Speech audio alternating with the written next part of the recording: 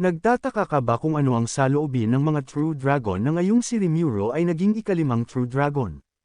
Si Veldora ay na-excite na tratuhin si Rimuro na parang isang nakakatandang kapatid at kahit na panuksong sinasabing pinalaki niya ito. Ang kanilang pagsasama ay napakalakas na puno ng pagkakaibigan at may pakiramdam sa pamilya. Para kay Velryn naman, bagaman ang mga bagay ay komplikado sa simula hindi niya tinanggap si Rimuro bilang pamilya dahil inisip niyang pinatay niya si Veldora para makakuha ng kapangyarihan ng True Dragon.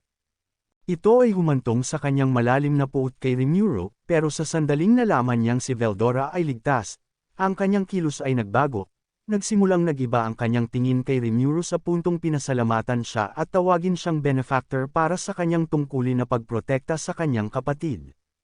Para kay Velzard, ang kanyang saloobin ay nananatiling misteryo, ito ay hindi tiyak kung maaari niyang maramdaman ang estado ni Rimuro bilang True Dragon o kung tinitingnan niya ito bilang kapatid, hanggang sa puntong lantaran niyang kinilala si Rimuro, ang kanyang saloobin tungkol dito ay hindi pa alam.